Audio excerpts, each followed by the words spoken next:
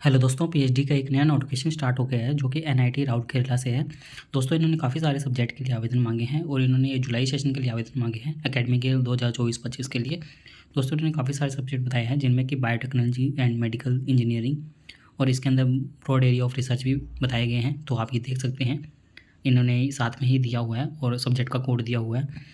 ऐसे ही इन्होंने अलग डिपार्टमेंट बताया है, civil engineering, chemical engineering, ceramic engineering, computer science and engineering, chemistry, electronics and communication engineering, electrical engineering, earth and atmospheric science, food processing engineering, humanities and social science, जिसके अंदर कि इन्होंने English और इसके अंदर आपके पास में नेट या जेआरएफ होना चाहिए। Economics net JRF, population studies, anthropology, sociology, psychology, Sanskrit, ऐसे ही कुछ और सब्जेक्ट दिए हुए हैं। डिपार्टमेंट आगे इन्होंने industrial engineering design, life science.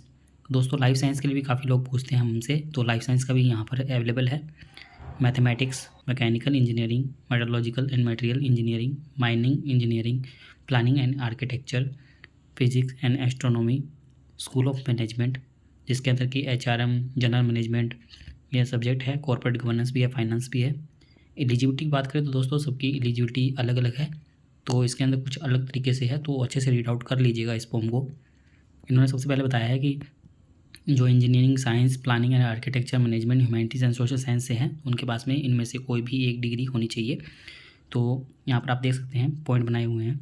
तो आपके पास में ME, MTech, MSc engineering, M pharma, M architecture, M plan, M dash, इन सभी के अंदर डिसिप्लिन के अंदर कोई भी एक डिग्री हो आपके पास में, मिनिमम 60% मार्क्स के साथ में, फर्स्ट क्लास के साथ में।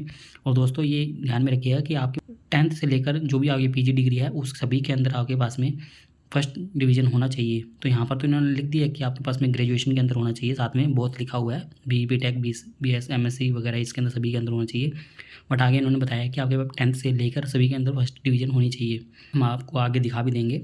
या आपके पास में बी टेक डिग्री हो, बीएससी इंजीनियरिंग हो, एमएससी हो, बी फार्मा हो, एमसीए हो, आर्किटेक्चर हो, बीटेस हो, तो आपके पास में 65% के साथ में तो भी आप आवेदन कर सकते हैं। या आपके पास में एमएससी बेसिक साइंस के अंदर है 65% के साथ में तो भी आप आवेदन कर सकते हैं। बट आपके पास में वैलिड गेट नेट जीपेट का स्कोर होना चाहिए।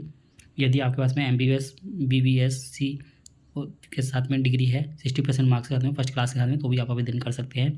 और यदि कोई मैनेजमेंट या ह्यूमैनिटी साइंस से है तो उनके पास में MA, MCom, MBA, MSc degree humanities science, social science के अंदर होना चाहिए, मैनेजमेंट के अंदर 60% मार्क्स के साथ में मिनिमम, तो वो भी आवेदन कर सकते हैं। और इसके साथ में ही इनको एडिशन क्या डिग्री चाहिए तो वो भी नीचे लिखा हुआ है।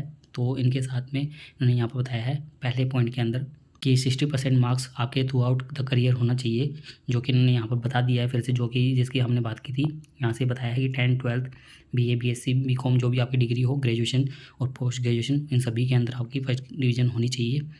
और इन्होंने बताया कि यदि किसी कैंडिडेट के पास में गेट नेट जीपेट है, नेशनल लेवल का डीएसटी इंस्पायर, जेआरएफ, एसआरएफ वगैरह है या प्रोजेक्ट है किसी के अंडर में, तो उनको सिर्फ इनमें से एक के अंदर छूट दी जाएगी। यदि मान लीजिए कि आपके पास 10th में 60% से कम मार्क्स थे तो आपको छूट दे दी जाएगी, या आपके 12th में थे या ग्रेजुएशन में हैं, इनमें से किसी भी एक डिग्री के अंदर आपके कम है 60% से, तो आपको दे दिया जाएगा एडमिशन, यदि आपके पास में गेट नेट जीपेट है तो, नहीं तो नहीं दिया जाएगा।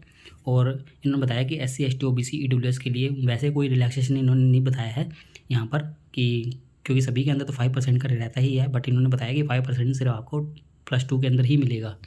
तो ये भी देख लीजिएगा, कई बार रिजर्वेशन कैटेगरी के अंदर ये प्रॉब्लम आ जाती है, तो यह इन्होंने यहाँ पर बताया है। और कोई इंजीनियरिंग या साइंस डिसिप्लिन के अंदर लेना चाहता है एक्सेप्ट लाइफ साइंस, तो उन्होंने मैथमेटिक्स पास की हो +2 के अंदर साइंस और या डिप्लोमा के अंदर। और यदि कोई साइंस स्टूडेंट एडमिट होना चाहता है इंजीनियरिंग, फिजिक्स, मैथमेटिक्स के अंदर, तो उनके पास में मैथमेटिक्स पास होने चाहिए +3 के अंदर, तो ये भी देख लीजिएगा। और जो लाइफ साइंस की है या बायोलॉजी का साइंस है उनके पास में भी 12th या और ग्रेजुएशन के अंदर होना चाहिए लाइफ साइंस के अंदर डिग्री। तो इस प्रकार से देख लीजिएगा, उनको कोर्स वर्क 6 क्रेडिट का कंप्लीट करना होगा, जो कि सभी को करना है।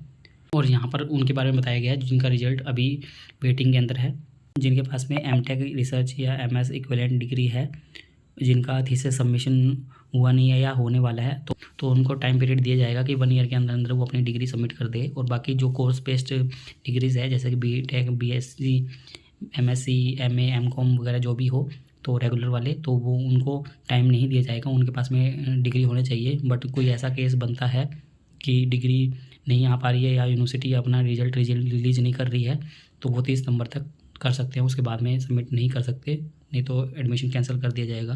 आगे इन्होंने कुछ और डिटेल्स भी बताई है यहाँ पर, तो अच्छे से रीड आउट कर लीजिएगा। आगे इन्होंने ये सब्जेक्ट के हिसाब से भी डिटेल्स बताई है, तो आप देख सकते हैं एकेडमिक एलिजिबिलिटी क्या चाहिए। तो जैसे कि बायोटेक्नोलॉजी एंड मेडिकल इंजीनियरिंग के अंदर इन्होंने बताया कि उनके पास मास्टर डिग्री इंजीनियरिंग या किसी भी ब्रांच के अंदर हो, मेडिसिन में हो, डेंटल में हो, फार्मेसी में हो, वेटरनरी में हो, और बैचलर डिग्री आपकी इंजीनियरिंग या किसी भी ब्रांच में हो तो, और आपके पास में valid GATE, NET, BET, GPAT या MSc degree in biotechnology, life science में एमएससी फिजिक्स इनके साथ में होना चाहिए, और या आपके पास में यूजी और पीजी डिग्री है फर्स्ट क्लास के साथ में, गेट, नेट, बैट, जीपेट का स्कोर होना चाहिए। तो ये देख लीजिएगा, सभी के अंदर अलग अलग है, तो ये अच्छे से रीड आउट कर लीजिएगा। काफ़ी सारी डिटेल्स इसके अंदर दी हुई है, तो इन्होंने यहाँ पर दी हुई है। जैसे कि ह्यूमैनिटीज़ के अंदर देख सकते हैं दोस्तों आप, एमएससी या एमए आपके पास में होनी चाहिए, या बीटेक, एमटेक होनी चाहिए इंजीनियरिंग या एमबीए के अंदर, और आपके पास में यूजीसी, नेट, जेआरएफ क्वालिफिकेशन हो तो वो प्रेफर की जाएगी। मतलब आप इसके बिना भी अप्लाई कर सकते हैं, बट प्रेफर इनको ही किया जाएगा जिनके पास जेआरएफ वगैरह होती है। तो ये अच्छे से रीड आउट कर सकती हैं आप। आगे इन्होंने कुछ नोट्स के अंदर भी कुछ डिटेल्स दी है। इन्होंने बताया कि यदि कोई ऐसा डिग्री है जो रेगुलर मोड के अंदर अवेलेबल है, स्टडी होती है, तो आपकी जो डिस्टेंस वाली डिग्री है तो वो अलाउड नहीं की जाएगी। तो आपके पास में जो डिग्री हो वो रेगुलर मोड के अंदर ही होनी चाहिए।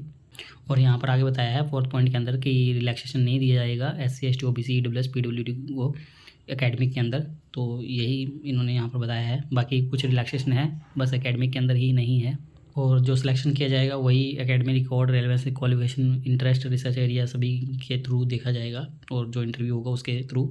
फाइनेंशियल असिस्टेंट यहाँ पर दी जाएगी आपको। इंस्टीट्यूट फेलोशिप भी मिलेगी, यदि आपके पास में एक्सटर्नल फेलोशिप है तो वो आप ले सकते हैं, और उसके भी कुछ रूल्स है दोस्तों। तो रूल्स पहले यहाँ पर देख लीजिएगा, कई बार आप देखते नहीं हो, बाद में पछताना पड़ता है। तो यहाँ पर PhD के लिए लिखा है कि आपके पास में एलिजिबिलिटी इनमें से जो भी है तो आपको 5 ईयर्स के लिए टोटल फेलोशिप मिलती है। तो फर्स्ट 2 ईयर्स के लिए आपको 37,000 मिलती है, बाकी 3 साल के लिए 42,000 रुपये मिलती है। और आगे दोस्तों यहाँ पर कुछ और डिटेल्स दी है कि 32 साल की एज से ऊपर है तो उनको फेलोशिप नहीं मिलेगी, और 35 साल से ऊपर जो SC ST के वुमेन कैंडिडेट हैं तो उनको नहीं मिलेगी। और एक्सटर्नल फेलोशिप के बारे में भी यहाँ पर बताया गया है।